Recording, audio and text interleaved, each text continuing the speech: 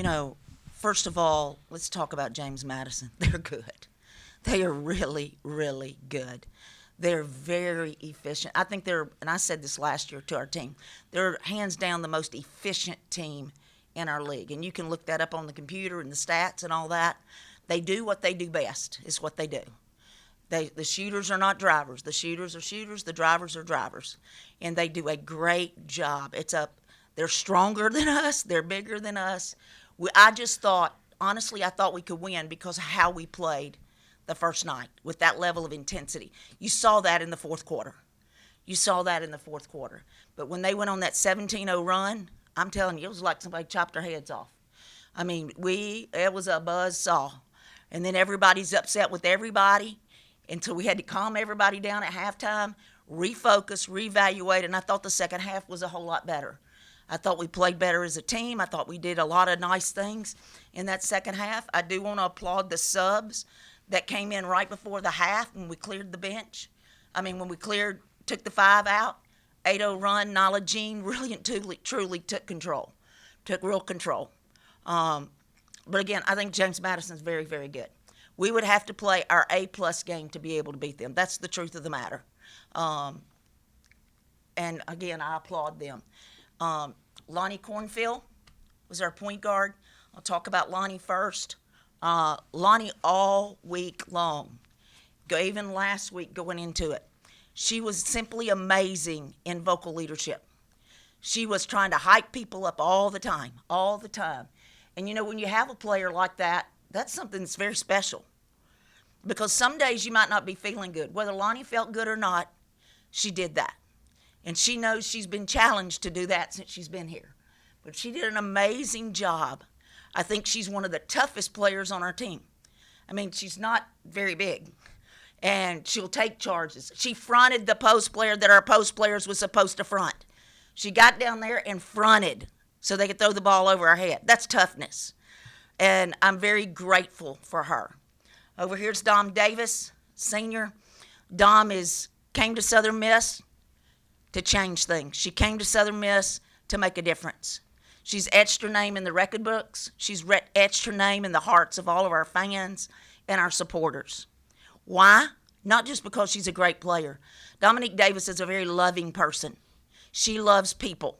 And when you love people and you show it, then people are going to attract to you. And that's what makes Dom Davis. Her putting on a clinic in DeRidder, Louisiana for kids. She and Malia putting on a clinic in Hattiesburg, free for kids. And they raise all the money. They raise all the money. That's a giver, not a taker. That's somebody that wants to impact. And she came to Southern Miss to be an impact. And she has. And I'm very grateful that I made that call as soon as her name went in the portal. I still had her parents' number in my phone and her number in my phone from when I recruited her out of high school. And I'm so thankful that she chose to come to Southern Miss. Okay, we'll open for questions. Go ahead in the back. Yeah, Tom, when you hear just talk about that, obviously transferring to USM, how has that changed your career? As you leave Hattiesburg, what are you going to remember most about this program and what it's done for your career? Definitely, it's changed. It's changed tremendously. It's been a blessing to be at Southern Miss.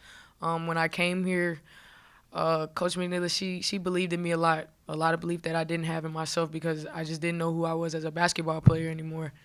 But she continually poured in me. Our coaching staff did, my teammates and the fans and the community, they showed their love since day one. And, it's just meant so much. I'm trying not to cry, but it's meant a lot. I'm always remember my time here at Southern Miss, whatever my next step is, and I'll never forget. I'll never forget all the things that we were able to accomplish. Go ahead, Paul. Coach Paul Chestnut, Fox Sports. Just talk a little bit about the heart of your team. Fourth quarter, they'd give up. I mean, you had first half didn't go the way you wanted, but I thought the team fought back there. Oh, they were amazing in the second half. And, that's what I told them. Strategy didn't matter at halftime. All it was your heart.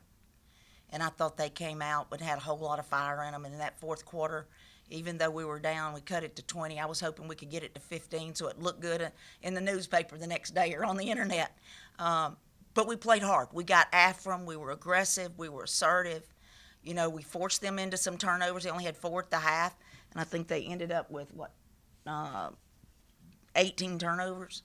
And so again, we were able to make some increases. The other thing that I think um, was they dominated the glass. They dominated the glass, particularly the offensive glass. We did a much better job in the second half because, again, our intensity levels up. Things changed. Our heart changed. Our mentality changed. Everything changed. And, you know, all it takes is one spark. I personally believe Nyla Jean was our spark. She is the one that changed things. And then everyone else jumped in. And that's what a team does. And now they're happy. Now they were excited. Now they believed we could win. But all it takes is one spark to start a fire. And that's how we played in the second half. And that's how we're capable of playing. You know, as we played here on the first night, I was like, man. Jason Baker asked me, he said, do you think you're peaking? I said, I do. I think we're right where we need to be of going in to play James Madison. And we all believed in our hearts that we could do that. We just knew it was going to be tough and we'd have to breathe their A game. And they couldn't bring their A game, and they did. Great basketball team. Go ahead in the back. Coach, you know, just when you look at the season, obviously, you know, dealing with your health, you had to miss some games, and just the staff coming in. I know that this group is really close because of all you guys have went through. So, you know, at the end of the year, as it comes to a close, does that make this a little bit harder to, you know, close the door on that because of everything that's happened? Yes, I will say this about my staff. They've been absolutely amazing. You know, it's the most veteran staff I've ever had at Southern Miss. So you can go way back, and it's all been young members. Why? Because I couldn't buy them. You know, I couldn't afford them. Couldn't get them here. And Jeremy McLean and Sonia Varnell stepped up to be able to help me because of who we are at Southern Miss. You know, you just take chances and you grind and you fight through it. To get Barbara Ferris and Jessica Barber to be able to go with Jack Trosper, that's absolutely amazing. Barbara's a WNBA vet, coached with Bill Lambier, played for Bill Lambier. Jessica's won the high school state championships. You know, they have no ties to Southern Miss, none. But they were willing to take a chance because they believed this team had a chance to be special. And I'm forever grateful for them because I will tell you, if I had staffs that I had in the past, it would not have been as good this year because of my health. I would have had to probably just try to die on that sideline. But they have been absolutely amazing. And the other thing I can tell you that's amazing, and I told him this in the locker room, you know, when Coach James would be out when I was a player, we thought it was a day off. We thought it was time to clown, pull each other's pants down, you know, just goof off. This team did not do that. They did not. They played as hard for those coaches as they would have myself. And so to me, I think that shows leadership. I think that shows positivity about them and what direction they're headed in, because a lot of people were not that mature to handle that. I was one of those. And so I can't say enough for them in supporting me and embracing me and carrying out our plans. And, you know, like Texas State and UL when I wasn't at those games, man, I'm texting Mac the whole time. They put me on speakerphone at halftime. But we have a unique staff. Jeremy's been by there. They all want to work in the same room. When I was at Southern Miss as an assistant coach, I had one assistant worked on a TV tray. I had a desk. Another assistant had a desk, and Coach James had a desk, and we were all in a room. And I had to get under my desk to be able to make calls to recruits. But this group, they want, and it wasn't that I didn't want to be with them, you just couldn't get any work done. They are working diligently. And I mean, they're special. They are very special. And I will be forever grateful for them and forever grateful for this team. And I hope the door's not closed. I hope we'll get a chance maybe to play again because we won 8 out of 10 down the stretch. They always look at that. You know, possible NIT. I don't know. Our net numbers have been pretty good. And so we'll see what happens. And you know what? I hope we do. And this is why I hope we do. Because these two, with what they've given us, deserve to redeem themselves. I got a question from Zoom here for both of the players. You know, we heard from the men yesterday, and they talked a lot about Southern Miss grit, and I'd be curious, y'all's thoughts on that and what that means to you. Uh, yeah, that's a theme. When you hear Southern Miss, you hear grit. That's something that they drill into you every day. I think that's across the board with all of our sports, and I definitely think that's shown. And that just shows from top to bottom how our athletic teams are, starting with Mr. Jeremy, and he's the head, and he starts with him, and it goes all the way down to the last team that you'll think of as Southern Miss, and that just shows the community in Hattiesburg as well. Our fans, they're a tough group of fans. If you come there to a home game, you're it's not gonna be easy. The fans don't make it easy, so I think that just shows who we are at Southern Miss and who we are in Hattiesburg. Yeah, to pick off of Dom, when Southern Miss entered the Sun Belt, the athletic department as a whole, all teams, we dominated the Sun Belt. All teams, baseball, track, basketball, both women's and men. Um, and just like you said, the second half it showed that grit, and it showed what our heart is full of, and we try to show that throughout the whole season. So it's not like it's something you can teach, you ingrain it, but you also have to feel it, and that's what we tried to show today. Go ahead, Paul. Coach, if I could follow up with the fan base, this is 2 years now, Southern Miss coming to Pensacola. I remember last year, huge crowd. Yeah. You have the fan base here. I mean, bad weather today, and they make the trip over and show up. What is it about the fan base? Well, let me talk about the tournament being here first. It's amazing to have the tournament here. Absolutely amazing. I hope Pensacola keeps it forever.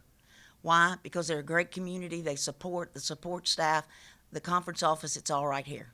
That's absolutely amazing. It's not far for us to drive. That's the other thing.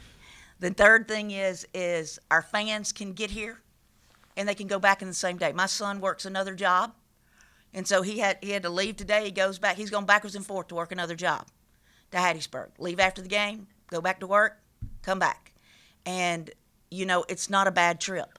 But also the panhandle of Florida and the Mobile area is loaded with Southern Miss alums. That's years ago when I played back our football team. Half of them was from the panhandle of Florida and Mobile.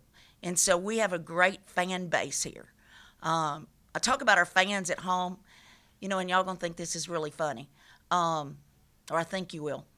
Our fans are amazing. We have a lady named Dr. Biedenball. Okay? She sits across from us. She was upset after a game because we didn't box out on the free throw line. She drew a diagram, and she sent me the diagram in the mail.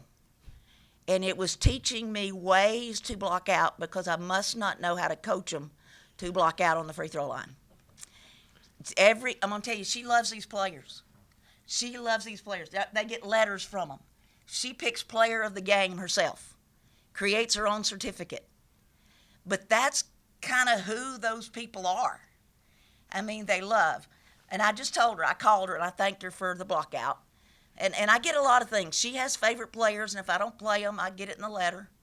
But you know what? I just think when people care, you deal with that stuff. It's okay. It's okay. And so I'm very grateful for our fans. Yeah, final in the back. This is for Lonnie and Don. When you kind of think about, hopefully getting that WNIT bid or just, WNIT. yes, just what kind of goes through your head, just kind of sitting and waiting, you know what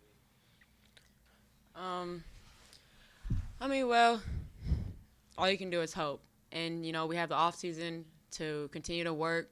Obviously, we want to do this for Dom. We want to do this for Coach. And just to redeem ourselves, like Coach said. So all we can do is just put it in the hands of God. Hope we can get that bid. All we have to do is keep working and just trust in our work. Yeah, definitely. I hope this isn't the last time I get to wear a Southern Miss jersey. Like Coach said earlier, we did finish out the season really strong. This game didn't go as we wanted, and trust from top to bottom, we feel it and we're upset. That's not what we wanted to go out and do. So like Lonnie said, we can just put it in God's hands. Hopefully we did enough to get in there and, kind of redeem ourselves.